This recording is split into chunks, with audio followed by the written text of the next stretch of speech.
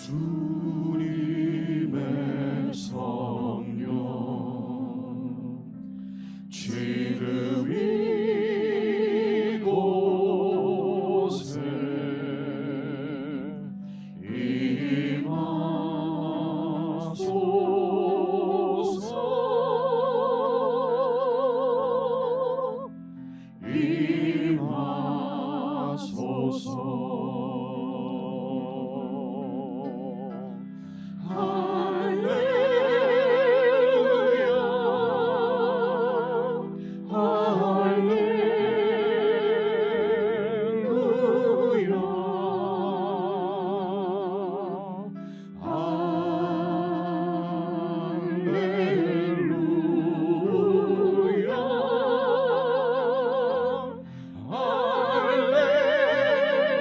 다시 한번 찬양합니다. 주님의 성령,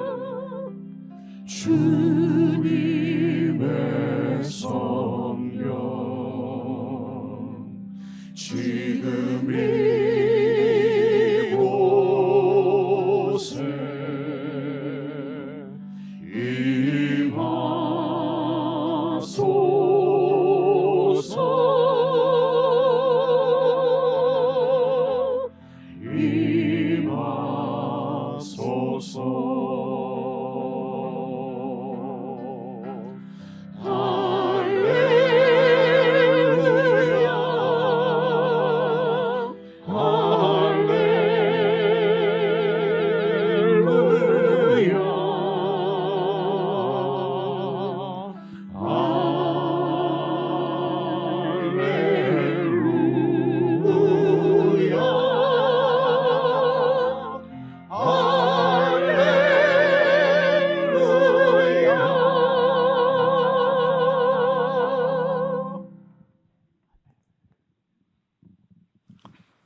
사랑하는 형제자매 여러분, 성령으로 아니하고는 누구든지 예수님을 주시라 할 수 없습니다. 우리로 예수님을 주님으로 모시고 하나님을 섬길 수 있도록 우리 가운데 역사하신 성령 하나님께서 이 시간에도 저희들을 주장하셔서 참으로 온전한 예배를 하나님 아버지께 올려드릴 수 있도록 성령 하나님 저희들 가운데 임재하셔서 저희들을 인도해 주십시오. 성령님의 임재를 간절히 구하며 우리 함께 예배로 나아가십시다.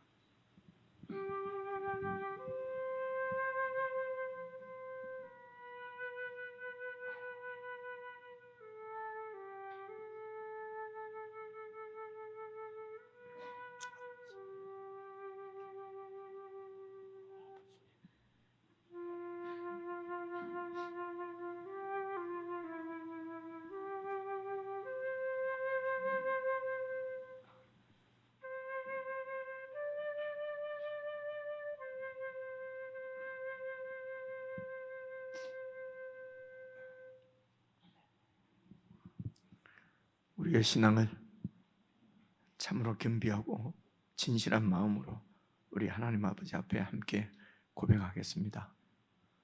전능하사 천지를 만드신 하나님 아버지를 내가 믿사오며 그 외아들 우리 주 예수 그리스도를 믿사오니 이는 성령으로 잉태하사 동정녀 마리아에게 나시고 본디오 빌라도에게 고난을 받으사 십자가에 못 박혀 죽으시고 장사한 지 사흘 만에 죽은 자 가운데서 다시 살아나시며 하늘에 오르사 전능하신 하나님 우편에 앉아 계시다가 저리로서 산 자와 죽은 자를 심판하러 오시리라. 성령을 믿사오며 거룩한 공예와 성도가 서로 교통하는 것과 죄를 사하여 주시는 것, 몸이 다시 사는 것과 영원히 사는 것을 믿사옵나이다. 아멘.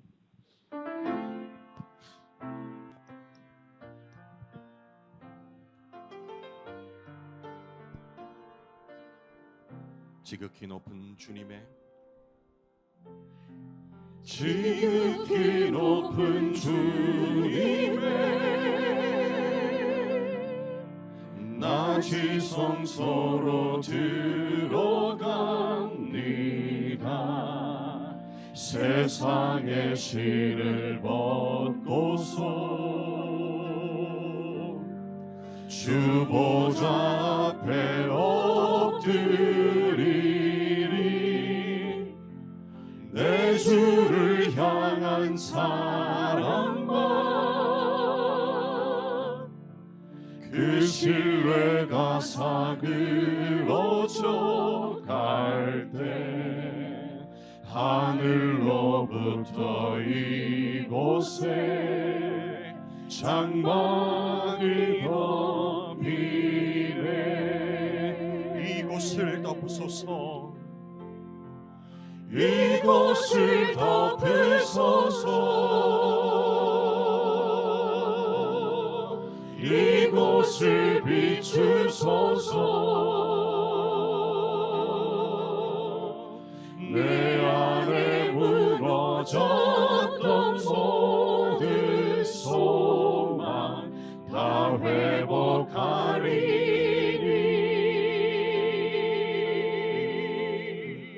이곳을 지나소서.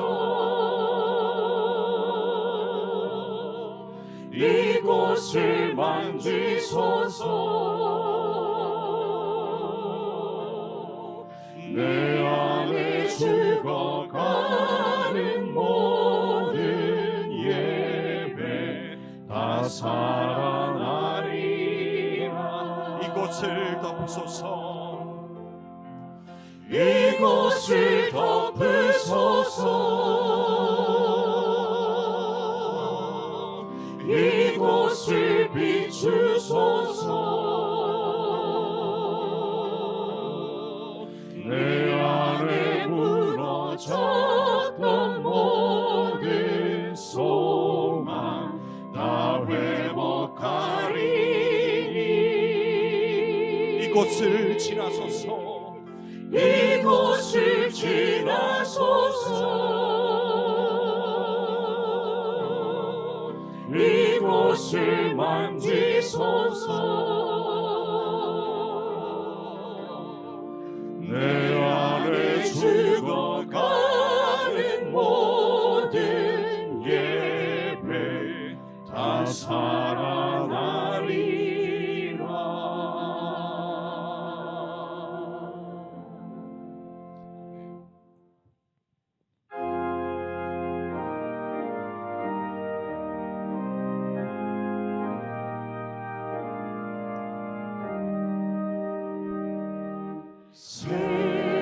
세상에 헛된 신을 버리고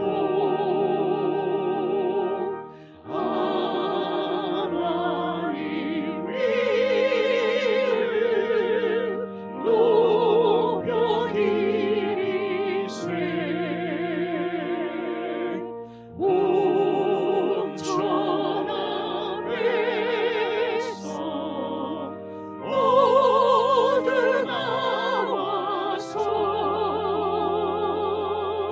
다 같이 하나님만 섬기세.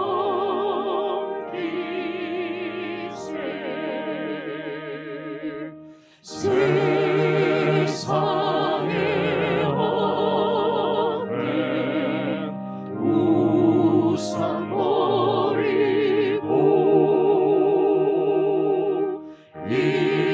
인간의 모든 부귀영화와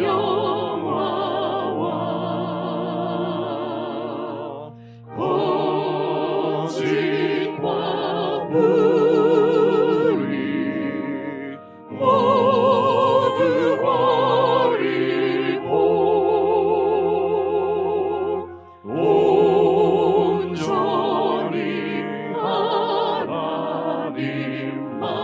섬기세.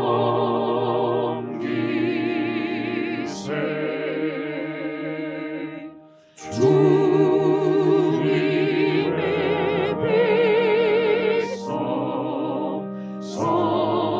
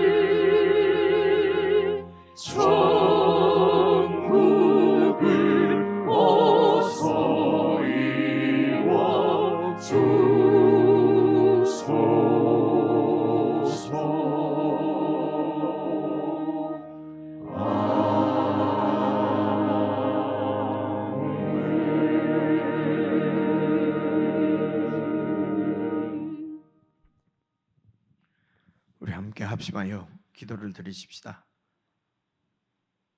우리들을 그리스도 안에서 구속하셔서 자녀로 삼으신 하나님 아버지의 그 뜻과 계획은 영원하십니다. 하나님께서 그 뜻과 계획을 성취하시기 위하여서 늘 우리와 함께 하시며 우리를 도우시고 인도하십니다. 그러므로 우리의 영원한 도움은 오직 우리 주 하나님 아버지 한 분뿐입니다.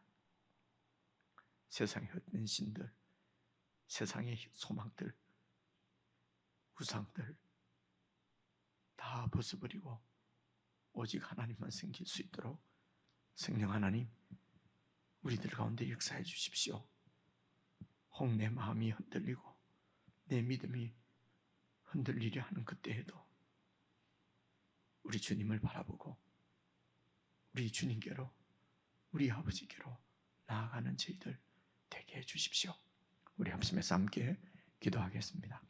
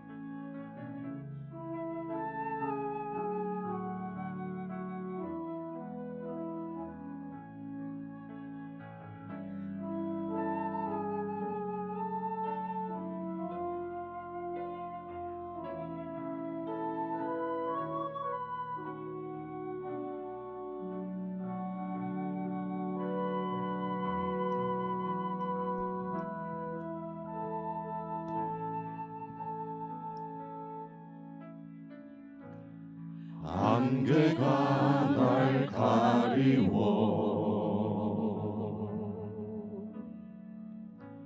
내 믿음 흔들리려 할 때 나 주님께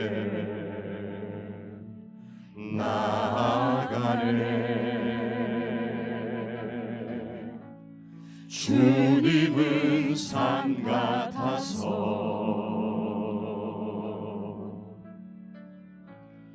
여전히 그 자리에 계셔.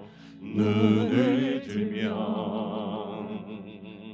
보이리라 날 위한 그 사랑. 주는 나의 도움이시며 주의 계획 영원하시네. 주의 위엄 앞에 믿음으로 순종해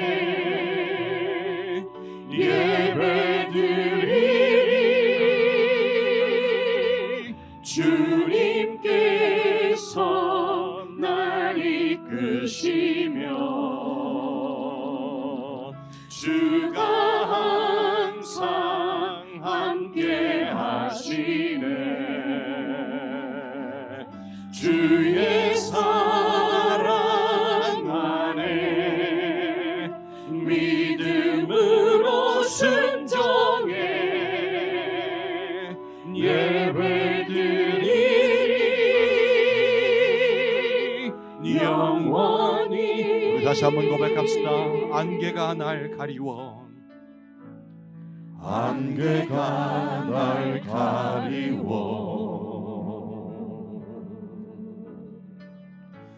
내 믿음 흔들리려 할 때 나 주님께 나아가네. 우리 주님은 산과 같은 분이십니다. 주님은 산 같아서 아멘. 여전히 그 자리에 계셔 눈을 들면 보이리라 날 위한 그 사랑. 주는 나의 도움이시며 주는 나의 도움이시며 주의 계획 영원하시네. 주의 위엄 앞에 믿음으로 순종해 예배드리리.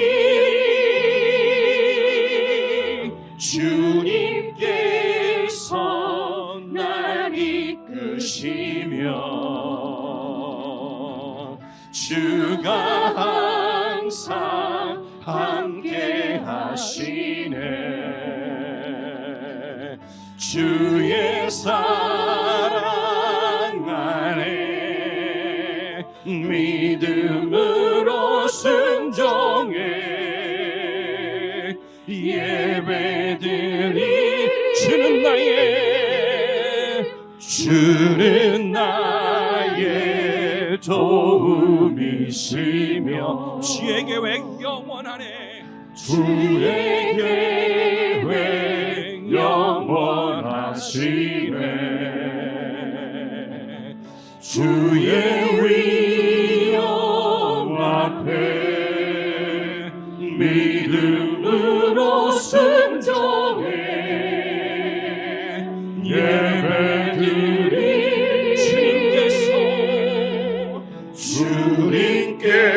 주님께서 날 이끄시며 주가 항상 함께 하시네. 주의 사랑 안에 믿음으로 순종해 예배드리. 주는 나의 도움이시며 주는 나의 도움이시며 주의 계획 영원하시네. 주의 위엄 앞에 믿음으로 순종해 예배드리.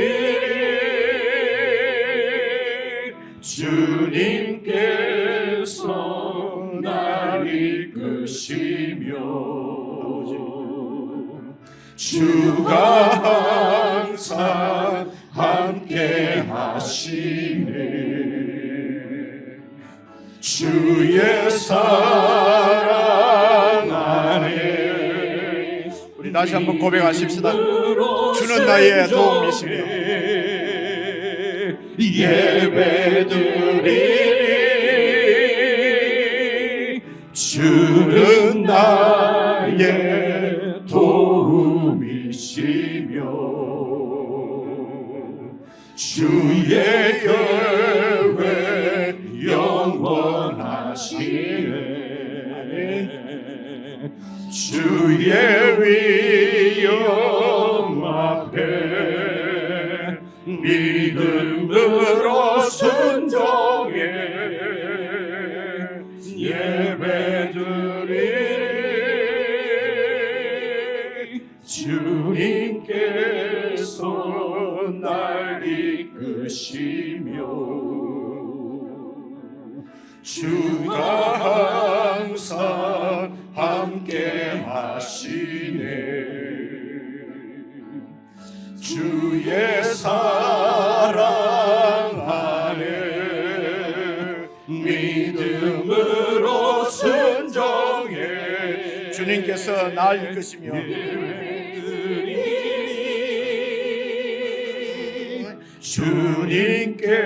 주님께서 날 이끄시며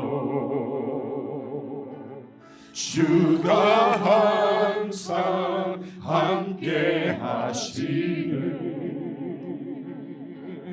주의 사랑 안에 믿음으로 순종해 예배드리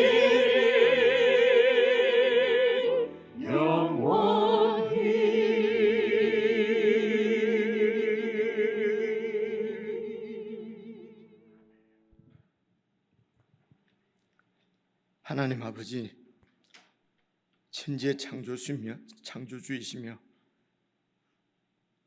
온 세상의 주관자이신 만군의 여호와 하나님을 나의 아버지로, 나의 영원한 도움으로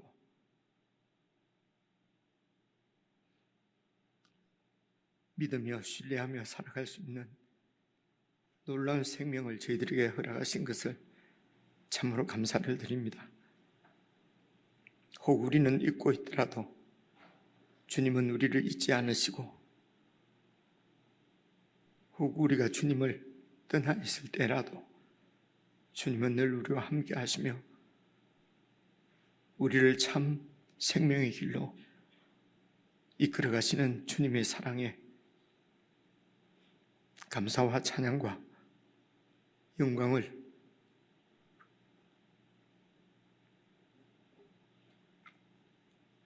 올려드립니다. 우리가 주님을 믿는 믿음으로 살아가면서 때로는 원치 않는 일을 당하기도 하고 앞이 캄캄해지는 현실을 만날 때도 있습니다. 살아계신 하나님을 기억하고 묵상할 수 있도록 저희들과 늘 함께 해주시기를 기도합니다. 어떤 상황에서도 하나님께서 우리의 영원한 도움이 되시며 예수 그리스도께서 우리의 영원한 생명이 되심으로 우리 주님 안에 평안과 안식이 있으며 해결과 도움이 있을 줄로 믿습니다. 오늘도 주의 백성들을 부르셔서 말씀 앞에 모이게 하시고 하나님 아버지를 예배할 수 있도록 인도해 주셔사오니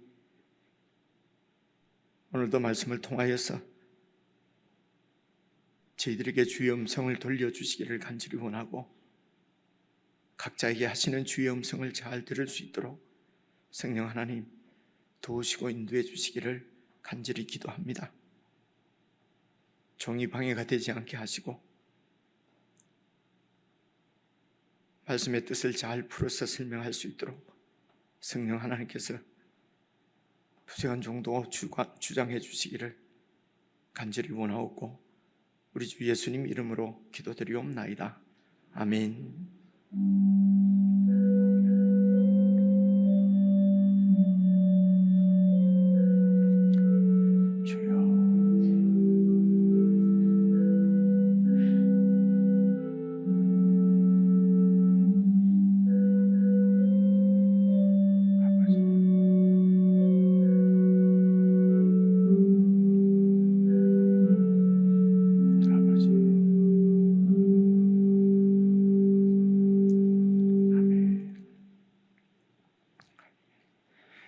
우리 하나님의 말씀은 요엘서입니다.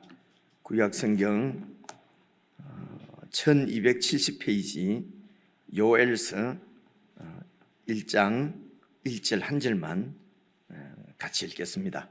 1270페이지 요엘서 1장 1절입니다.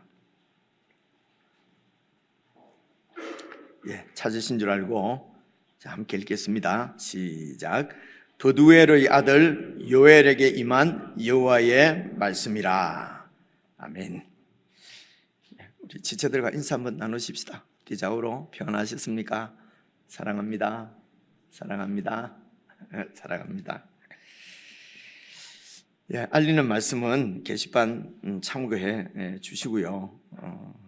그리고 교회는 내년 한 해도 우리가 매일 주님과 동행하는 그런 삶을 살 수 있기를 기원하면서 이렇게 달력을 준비했습니다.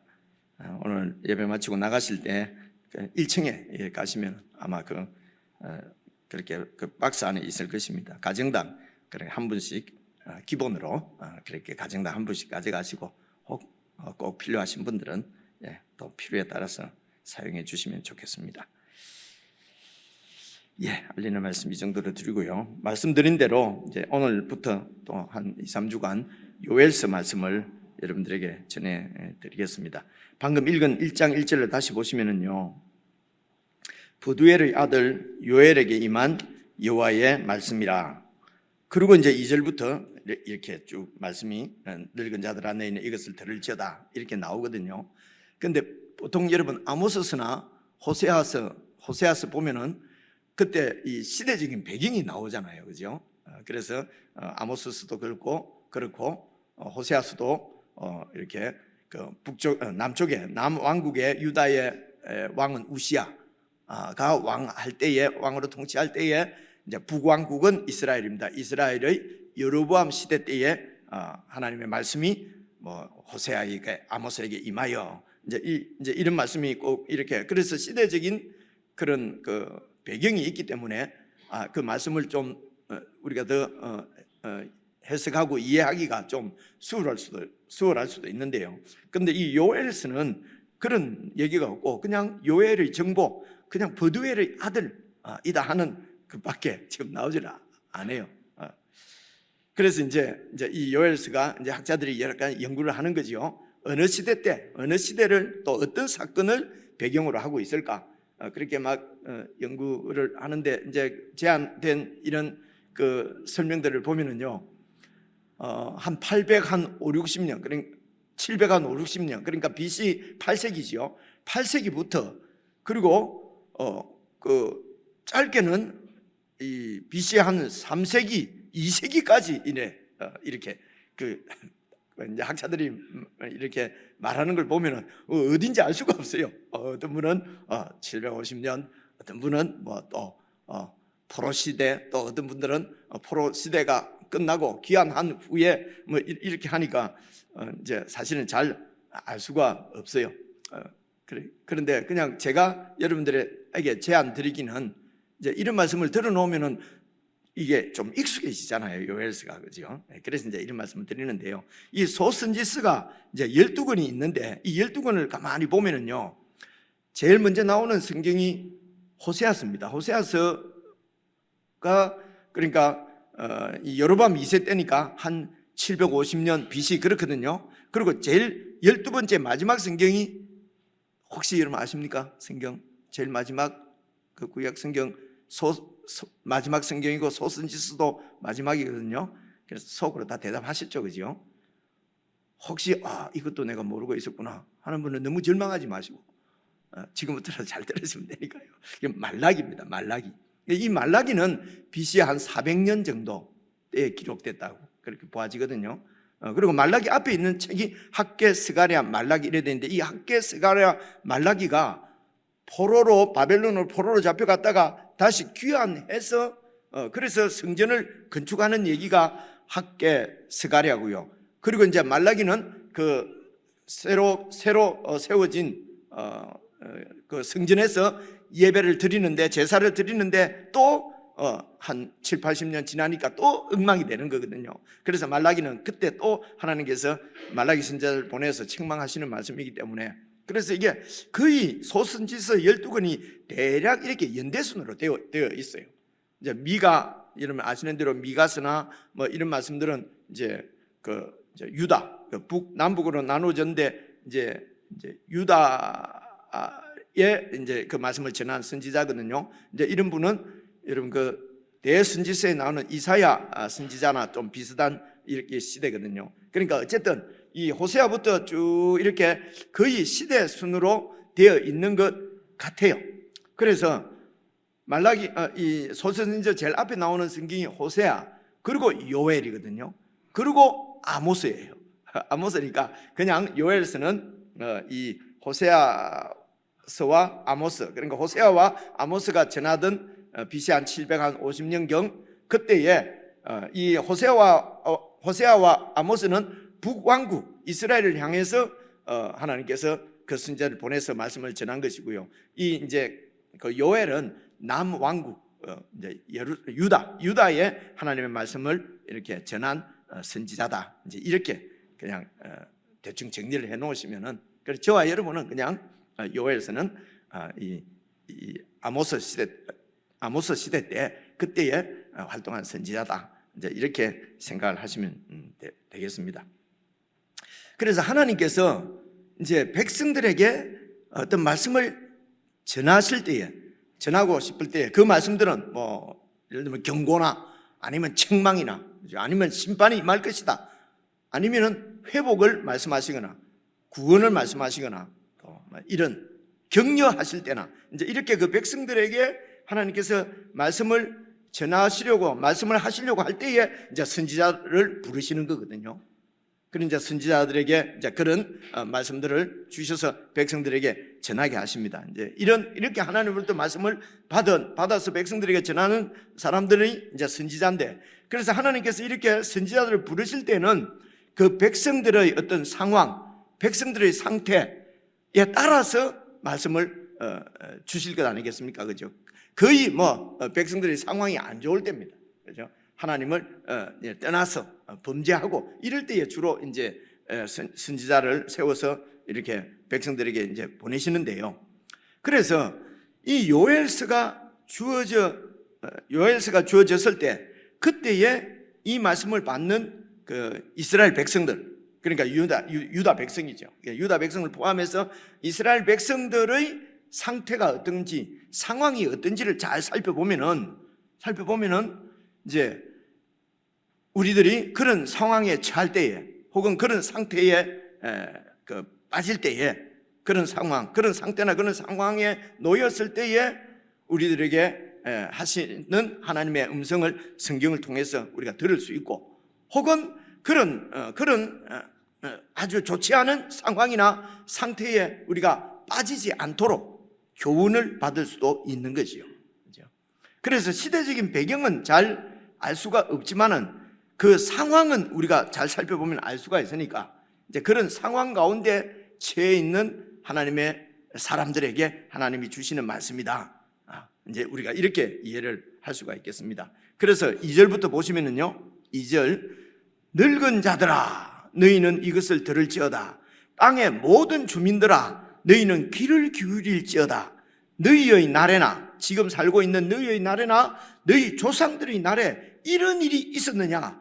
그러니까 아주 엄청난 이런 보통 일상적인 일이 아닌 큰 일이 일어났다는 것이죠. 그죠?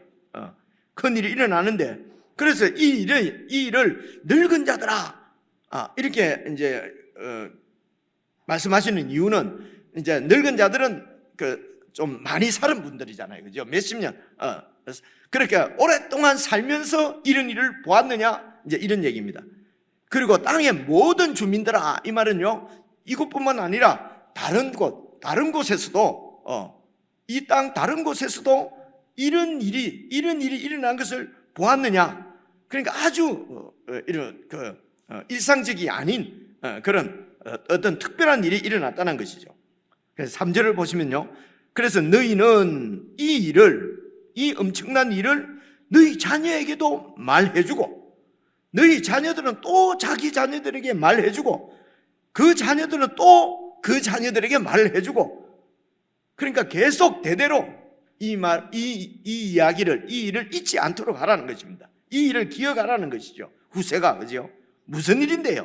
4절에 보니까요, 팥중이가 남긴 것을 메뚜기가 먹고 메뚜기가 남긴 것을 너치가 먹고 너치가 남긴 것을 황충이 먹었도다. 어렵다, 그죠? 어려우면서도 좀 재밌지 않습니까? 이게 팥중이나 메뚜기나 너치나 황충이나 이게 다 메뚜기예요. 이제 메뚜기의 종류들인데요. 그러니까 이 메뚜기가 이 유다를 이렇게 습격을 해서 메뚜기가 그 모든 식물들 뭐 이런 농사 지은 것들 이런 것들을 다 그냥 메뚜기가 다 먹어치웠다는 것입니다. 뭐 우리는 그냥 이런 일을 잘 보지를 못했으니까 좀 생소할 수 있습니다만은 그러면 그 이제 고대 사회 이럴 때는 이런 메뚜기 떼들이 다니면서 그렇게 마을들을 이렇게 쑥대밭으로 만들어 놓는 이런 일들이 종종 역사적으로 있었다고 그래요. 근데 어쨌든 그래서 상상을 해보십시오, 그죠? 야, 무슨 쪼매난 메뚜기가 얼마나 많이 오면은 뭐 문제가 있겠냐 하는데 완전히 그 농산물이 완전히 그냥 다 사라진답니다. 그런데 이 메뚜기의 특징들은 또 이제 그 바람만 불면 또 순식간에 없어져 버리고요. 그 많은 때가 바람이 확 불으면 또 어디로 날아간지 날아가지고 없어져 버리고 이제 그런다고 그러네요. 얼마 전에도 메뚜기가 어디에서 있었다는 얘기 뉴스에 나온 것 같은데요. 내가 뉴스를 너무 많이 봤나? 그래서 이제 그때에 팥중이가 막 갉아먹고 한 차례 지나갔는데 그래도 좀 남아있을 것 아닙니까? 그죠?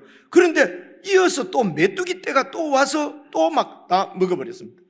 그러고도 조금 남아있는 것은 그 다음에 너치가 와서 막 다 먹어버리고요. 너치가 좀 남겨뒀는데 황충이 와서 다 먹어버렸다는 것입니다. 그러니까 이런 한 번 일어나는 재앙도 엄청난 재앙인데 이게 그냥 이어서 그냥 두 번도 아니고 세 번도 아니고 네 번씩이나 그 땅을 쓸고 가버린 것입니다. 그래서 이런 재앙을 이런 일이 있었던 것을 잊지 말고 이렇게 그 후대에다 알려 말을 하라는 것입니다. 그래서 자연재해로 일어난 그 불운한 어떤 운이 없어서 뭐 우연히 어떤 이런 재난을 당할 수도 있지 않습니까? 그죠? 그러면 한 번쯤 그러는 것은 우연히 일어난 일이라고 할 수도 있는데 이어서 네 번씩 이렇게 이런 재앙이 일어난 것은 운이 없어서 우연히 일어난 자연재해가 아니라 하나님께서 하신 일이라는 것입니다. 그래서 하나님께서 너희들이 이 일을 후대에 계속 전하라는 것입니다. 그래서 그냥 자연적으로 일어난 우연히 일어난 그런 일이 아니고 하나님께서 하신 일이기 때문에 여러분 1장 14절 보시면요, 이게 이제 요했습니다. 1장 14절 같이 한번 읽어볼게요. 시작. 너희는 금식일을 정하고 성회를 소집하여 장로들과 이 땅의 모든 주민들을 너희 하나님 여호와의 성전으로 모으고 여호와께 부르짖을지어다. 그래서 이거 다 모여서 금식일을 정하고 성회를 소집해서 이 땅의 모든 주민들을 너희 하나님 여호와의 성전으로 모아서 그래서 여호와께 부르짖으라는 것입니다. 여호와께 부르짖는다는 이 말씀은요, 또 한 장 넘겼어요. 2장 12절 한번 봐보십시오. 2장 12절을 보시면요,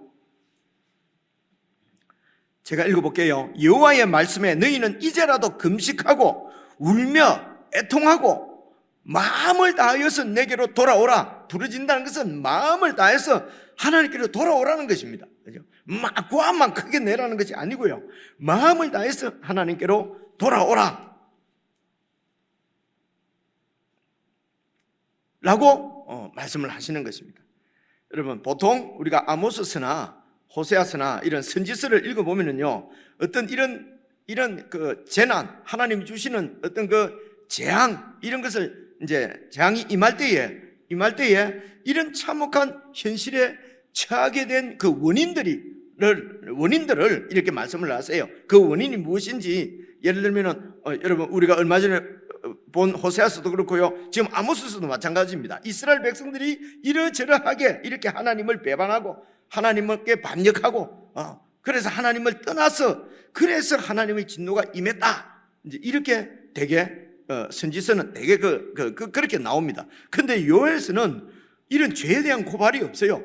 유다가 무엇을 잘못해서 어떻게 해서 그렇게 해서 하나님이 심판하신다는 말씀이 없고요. 그냥 시작부터 재앙이 임했다는 것입니다. 메뚜기 재앙이 임했는데 그냥 한 차례 쓸고 간 메뚜기 재앙이 아니라 완전히 그들을 내버린, 그냥 그 땅을 죽여버린 그런 메뚜기 재앙이 그 유다 땅에 임했다는 것입니다. 그래서 모여서 하나님 앞에 마음을 다해서 하나님께로 돌이키고 그렇게 하나님의 도우심을 구하면은, 그러면 이제 여호와께서 이제 그 백성들을 향해서 이제 긍휼을 베푸신다. 긍휼을 베푸시고 구원하신다는 말씀이, 여러분, 그래서 백성들이 여호와의 긍휼을 구할 때에 2장 18절 보십시오. 2장 18절 보시면요, 여호와 하나님께서는 2장 18절입니다.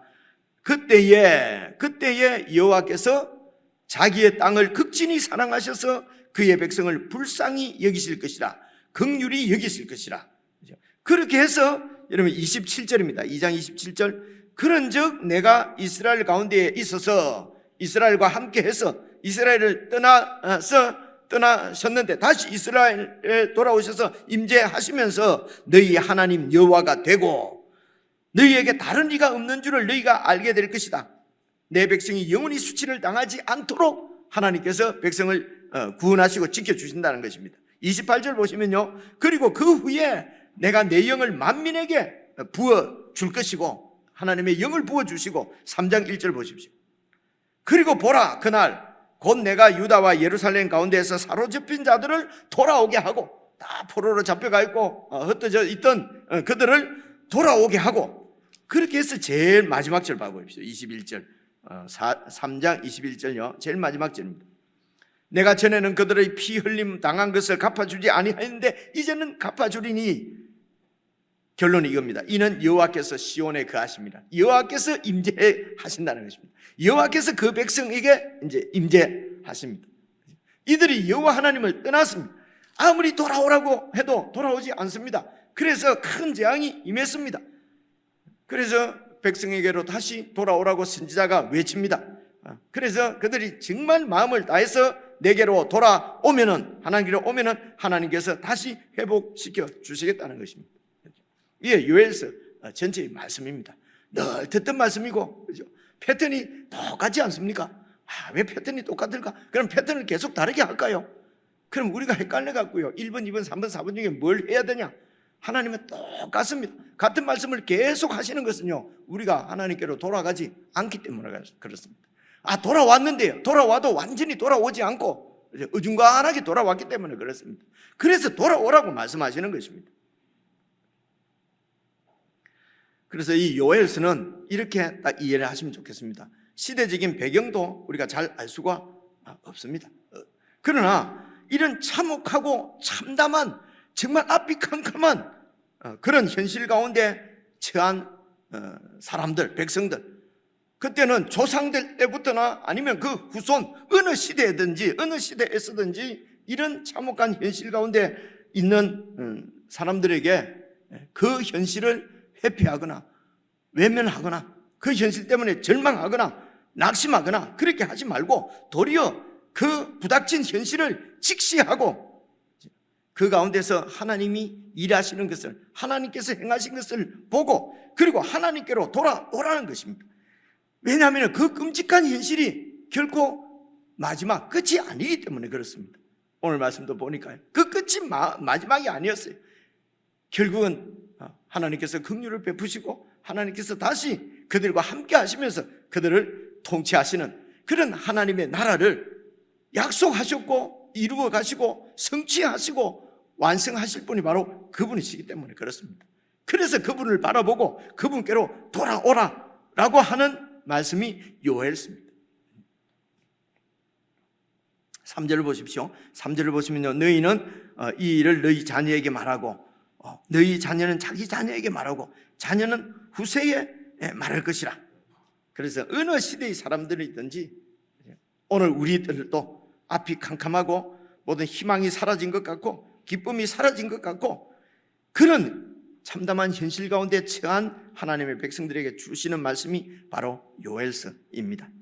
자, 5절부터 이제 보시면은요, 5절, 취하는 자들아 너희는 깨어 울지어다.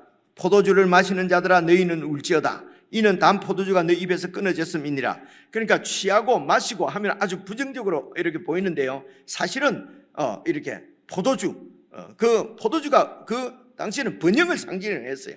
그래서 마시고 취하고 할 정도로 풍요와 번영을 누렸다는 것입니다.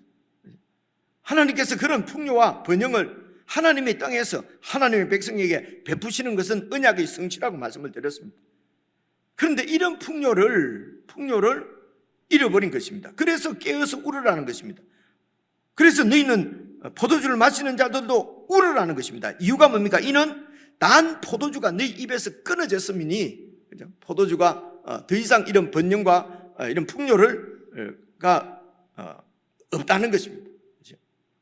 왜 그렇습니까? 6절 보시면요, 다른 한 민족이 내 땅에 올라왔음이로다. 그들은 강하고 수가 많으며 그 이빨은 사자의 이빨 같고 그 어금니는 암사자의 어금니 같아서 그냥 포도나무든 무화과나무든 다 갉아먹어버린다는 것입니다.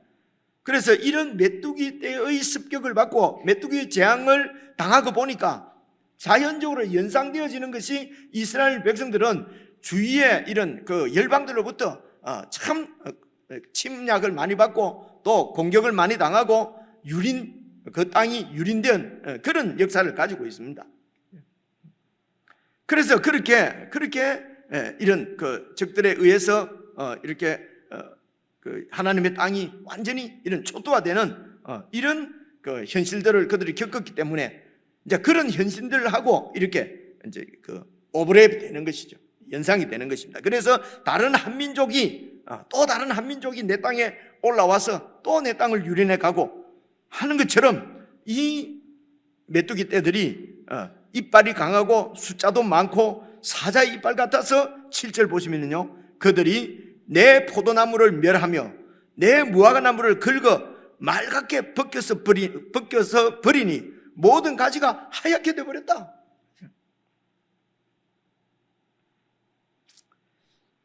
그래서 이제 8절부터 말씀은 보시면요, 그래서 너희는 처녀가 어렸을 때에 약혼한 남자로 말미암아 굵은 배로 동이고 애곡한 같이 할지어다.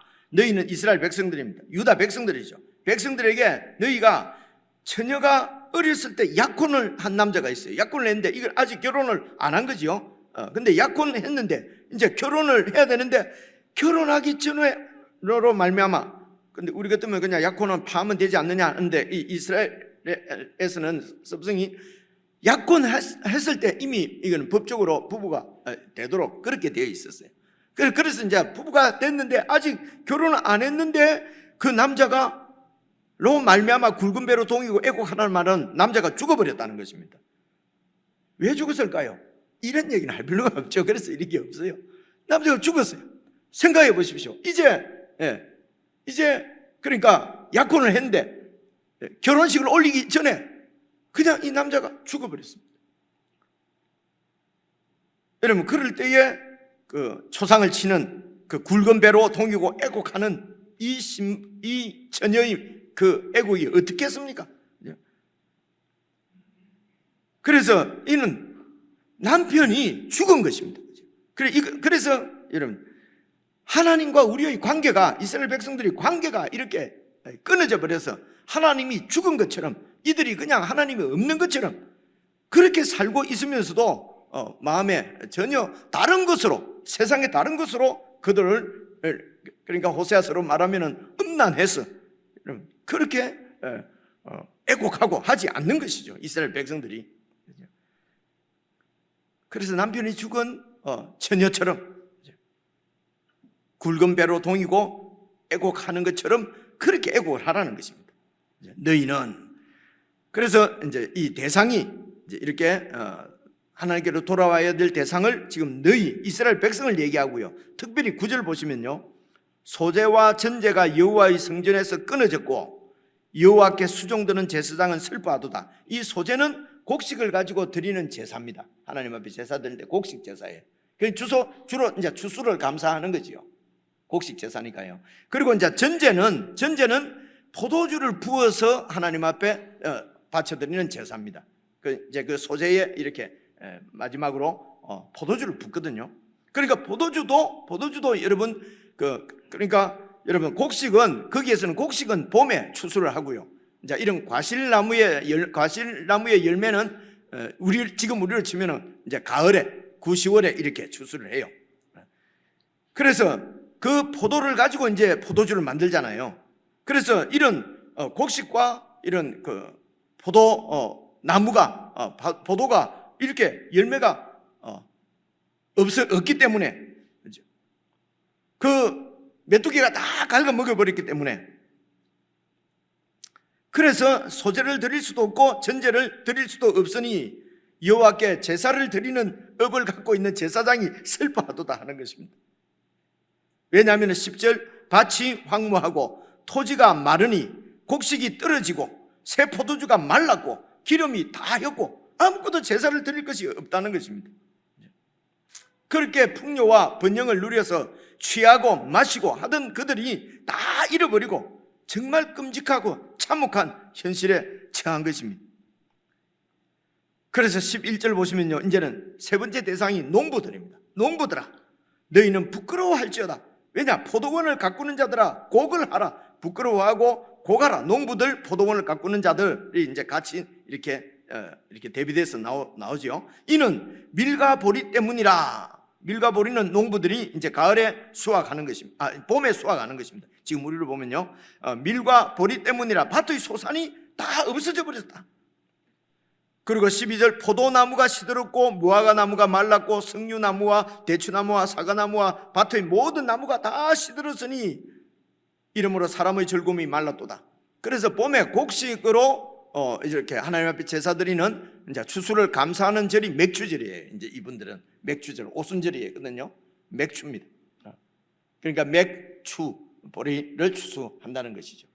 그리고 이제 이렇게 그 과실 열매로 열매의 수확을 감사하며 하나님 앞에 이렇게 감사 제사를 드리는 것이 그때가 초막절입니다.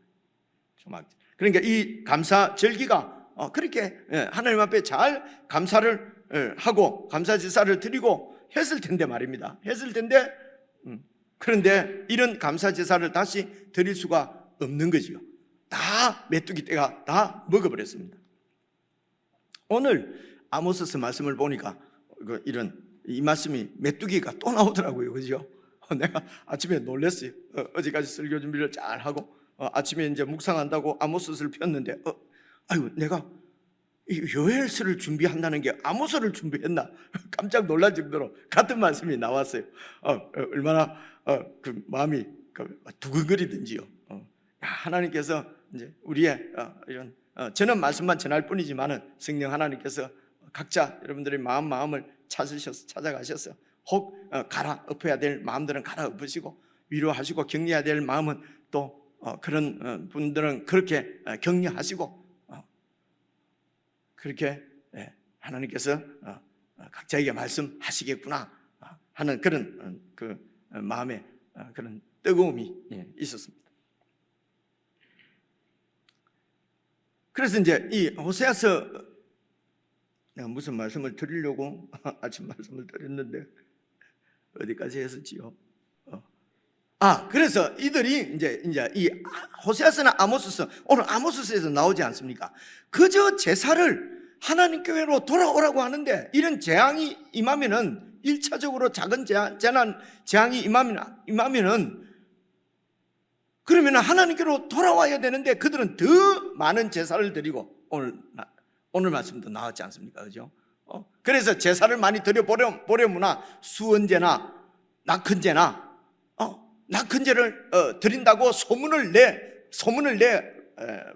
보려무나 이런 말씀이 오늘 말씀에 나오잖아요. 수언제라는 말은 수은제, 은혜를 갚는 숫자가 갚을 숫자거든요. 은혜를 갚는 제사라는 거예요.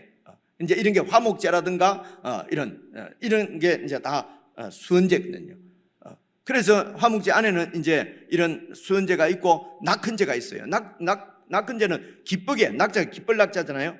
기쁘게 흔은 바친다는 말이거든요. 기쁘게 하나님 앞에 드리는 제사니까 자원제입니다. 자원해서 하나님 앞에 막 제사, 하나님은 돌아오라 그러는데 돌아오지는 안 하고 그냥 제사만 자꾸 드리는 거죠. 그래서 하나님께서는 있는 것을 가지고 힘들고 어려운 자들과 나누라고 그러는데, 이들은 힘들고 어려운 힘없는 자들을 뺏어서 하나님 앞에 자꾸 갖다 바치는 거죠. 그죠? 제사만 크게 드리는 거죠. 그러니까 하나님이 그것을 받을 수가 없다는 것입니다.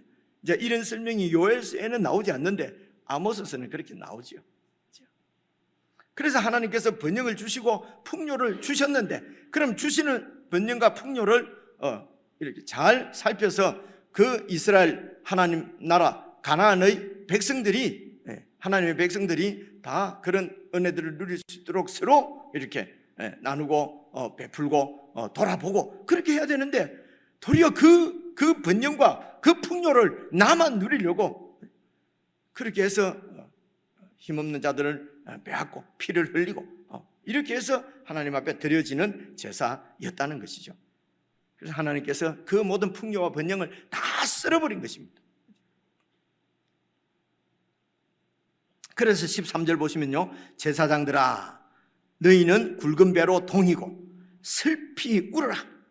제단에 수종드는 자들아 너희는 울지어다. 내 하나님께 수종드는 자들아 너희는 와서 굵은 배옷을 입고 밤이 새도록 누울지어다. 이 말은 밤이 새도록 누워 잘 때도 굵은 배옷을, 잠옷 갈아입지 말고 굵은 배옷을 입고 자라는 것입니다. 이는 소재와 전제를 너희 하나님의 성전에 드리지 못하는 이런 참담한 현실, 하나님의 재앙이, 심판이 임한 이런 상황 가운데서 방법은 하나님께로 돌이키는 것입니다. 이렇게 울고 하는 것이 바로 2장 11절에서는 여호와의 말씀에 너희는 이제라도 금식하며 울고 애통하고 마음을 다해서 내게로 돌아오라는 것입니다. 그래서 이어서 14절 너희는 금식일을 정하고 성회를 소집하여 장로들과 이 땅의 모든 주민들을 너희 하나님 여호와의 성전으로 모으고 여호와께 부르짖어 여호와께로 돌아오라는 것이죠.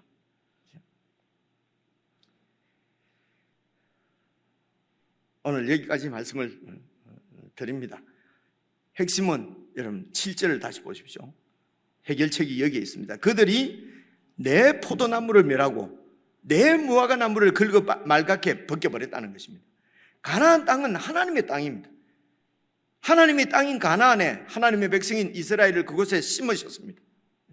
그래서 그곳에서 포도나무 또 이런 무화과 나무 모든 풍요와 번영, 젖과 꿀이 흐르는 땅으로 만드는 것은 내 땅, 이 땅의 주인이신 여호와 하나님이 그 땅에 풍요와 번영을 주시는 것입니다. 그런데 하나님께서 주신 이런 풍요와 번영을 호세아서 말씀 우리가 묵상한 대로 보면은 그걸 가지고 세상 바알에게 바치고 바알에게 구애를 해서 더 많은 그런 번영과 풍요를 누리려고 하는 이제 그들의 욕심에 의해서 그 땅이 이렇게 참혹한 이런 하나님의 재앙이 임한 것입니다. 그렇기 때문에 내 포도나무이고 내 무화과 나무고 내 땅이고 내 백성입니다. 그러므로 회복도 그 땅의 주인이신 하나님께 달려있는 것입니다. 하나님은 그 땅을 내 땅이라고 말씀하시고 내 포도나무라고 그러시고 내 무화과 나무라고 그러십니다. 내 것을 하나님께서 메뚜기에게 내어주신 것입니다. 그러므로 백성들이 여호와께로 돌아오기만 하면은 내 포도나무를 그곳에서 번성하게 하고 내 무화과 나무에 많은 과실이 열려서 그 땅을 젖과 꿀이 흐르는 땅으로 만드실 수 있는 분이 바로 하나님이십니다.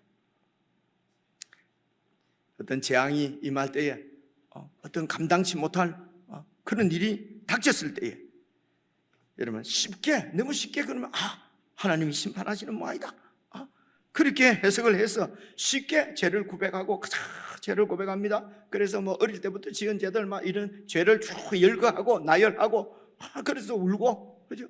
하나님 돌아왔습니다. 이렇게 일반적으로 우리는 그렇게 할 수밖에 없는 것 같아요. 그래서 제단을 또 쌓고 제사를 또 드리고 이제 그것보다도 여러분 우리의 삶 속에서 우리가 살아가는 일상 가운데서 삶에서 하나님을 정말 진실로 나의 왕으로 고백하고 정말 왕이신 그분의 통치를 받고 있는가 하는 것입니다. 정말 내 삶에 하나님은 주인이 하나님이 바로 우리 주님이신지, 내 삶에 참으로 주인이 왕이 바로 우리 주님인지 그것을 잘 살펴서, 그래서 그분의 그 다스림 가운데 일상을, 순간순간을 그분의 다스림 가운데 살아가는 것입니다. 이것이 여호와께로 돌아오는 것이요. 이렇게 하나님을 나의 주로 진실로 고백하지 않고 그렇게 하나님의 주님의 통치를 받지 않고 여전히 내가 주인이 되어져서 내 욕심, 내 기분, 내 결정, 내 이기적인 욕망으로 그렇게 살아가면서 어떤 일이 생기면은 또 그저 이런 근본적인 죄가 아니라 내가 또 이렇게 나쁜 짓 했습니다, 저렇게 했습니다, 뭐 열심히 안 했습니다, 예배를 많이 빠졌습니다. 더 빠진 분은 좀 여러분 오시기도 하고, 근데 그렇게 예배로 땜빵이 되는 것이 아니에요. 하나님께로 돌아와야 됩니다. 답답합니다. 어떻게 돌아옵니까? 여러분, 우리 일상에서 일어나는 모든 일들, 세상에서는 우연히 일어나는 일이고 재수가 없어서 당하는 일이고 재수가 있어서 횡재하는 것이고, 세상은 다 그렇게 살아갑니다. 이런 세상 가운데 우리가 살기 때문에 하나님을 믿는다고 하면서도 어떤 일이 생기거나 뭐 이렇게 일상에 이런 모든 일들이 그냥 우연히 생기는 일이라고, 어쩌다가 운이 좋을 수도 있고 나쁠 수도 있고 이렇게 생각을 합니다. 그래서 뭔가 행제를 하게 되면 하나님 감사합니다, 그죠? 좀 이렇게 뭔가 좀 손해를 보게 되면은 하나님, 내가 무슨 죄를 지었습니까? 또 지난주를 또 내가 예배를 빠졌고 11조를 안 했고 어쩌고 죄만 열거하고 이런단 말입니다. 이게 돌이키는 거라고 자꾸 생각을 한다는 것이죠. 모든 일어나는 일들, 하나님이 허락하지 않고 일어나는 일은 세상에 없습니다. 이것을 믿는 것이 하나님 믿는 것이요. 하나님이 모르시면서 모르는 가운데 이 땅에 이루어지는 일은 아무것도 없습니다. 하나님이 다 아시고, 아무리 은밀한 곳에서 은밀하게 해도 하나님은 다 아십니다. 하나님이 허락지 않으면 어떤 일도 일어나지 않습니다. 그렇기 때문에 우리의 일상 가운데 하나님께서 어떻게 행하고 계시는지, 하나님께서 나를 위해서, 교회를 위해서, 나를 위해서 어떤 일을, 무엇을 하고 계시는지, 왕이신 주님께서 행하심을 어떻게 볼 수가 있습니까? 하나님의 말씀을 잘 묵상하고 정말 겸비한 마음으로 주님께 그분의 겸손과 온유를 배우려고, 그래서 주님께서 하신 대로 주님을 따라가는, 그래서 모든 일상을 하나님과 이런 긴밀한 교제 가운데서 그 일상 가운데서 일하고 계시는, 주관하고 계시는 하나님을 묵상하고 그분을 볼 수 있어야 하는 것입니다. 이렇게 해야 우리의 신앙이 종교적이거나 형식적이 아니라 정말 주님을 생명으로 누릴 수가 있게 되는 것입니다. 주님이 너무 멀리 느껴지십니까? 예수 그리스도의 십자가를 묵상하십시오. 여러분, 그 십자가가 무엇입니까? 우리를 사랑하셔서 아들을 내어주신 하나님 아버지의 그 마음을 우리는 깊이 묵상을 해야 되는 것입니다. 예수 그리스도 십자가가 보여주시는 것이 무엇입니까? 이 아버지의 마음을 아시고 그 아버지의 명령에 순종해서 자신을 우리에게 내어주신 하나님의 아들 예수 그리스도, 그분을 묵상하셔야 하는 것입니다. 이것이 바로 예수 그리스도의 십자가입니다. 십자가를 깊이 묵상하고 우리에게 주신 말씀을 잘 묵상하고, 그렇게 해서 일상 가운데서 내 곁에 계신 주님께서 어떤 일을 행하고 계시는지를 볼 수 있는 안목, 눈이 열려서 정말 우리의 모든 삶 속에서 예수 그리스도를 나의 주로 고백한 만큼 믿고 신뢰하고 그분을 따라 행하는 저와 여러분 될 수 있기를 간절히 소원하는 마음으로 우리 찬양 함께 드리십시다. 거친 세상에서 실패하거든 그 손 못자국 만져라.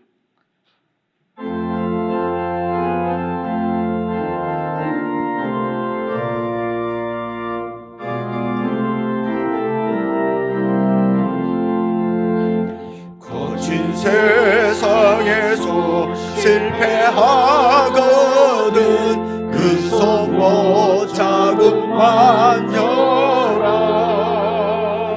고된 일 하다가 힘을 얻으리 그 소모 자국만 져라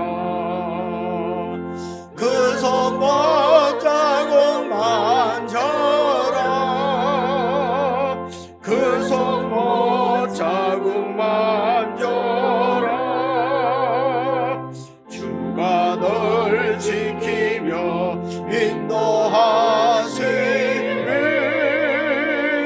그 소모 자국만 져라 내가 부활의 주 따라가려면 그 소모 자국만 져라 내가 주 안에서 길이 살리라 그 소모 자국만 져라 그 소모 자국만 져라 그 소모 자국만 져라 주가 널 지키며 인도하시리 그 소모 자국만 져라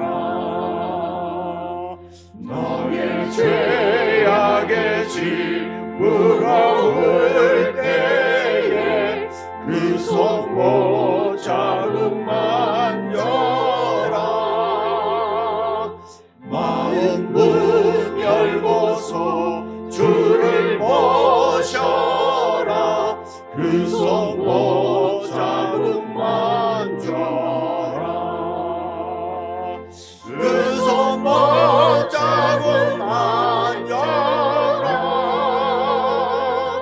그 소모 자국만 져라 주가 널 지키며 인도하시리 그 소모 자국만 져라 개인적으로 말씀을 묵상하며 또 하나님께 드린 찬양의 고백을 생각하며 한 1분 정도 개인적으로 기도하겠습니다.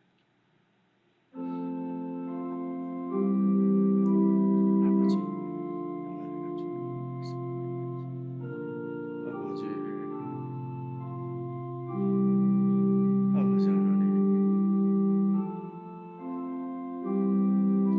주여 하나님 주시옵소서. 아버지,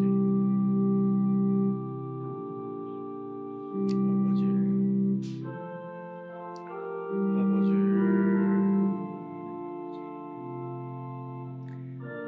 하나님 주시옵소서. 아버지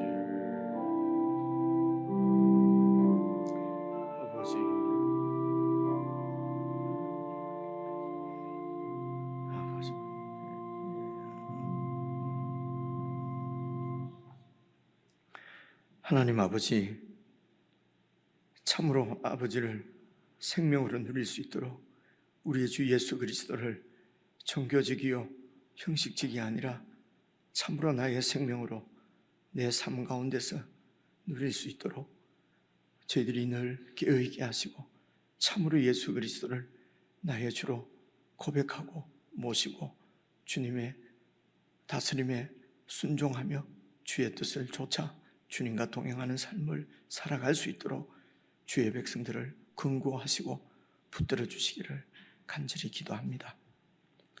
이제는 우리 주 예수 그리스도의 은혜와 하나님 아버지의 그 크시고 극진하신 사랑과 성령님의 교통하심이 일상을 주님 앞에 드리고 일상을 주님과 동행하며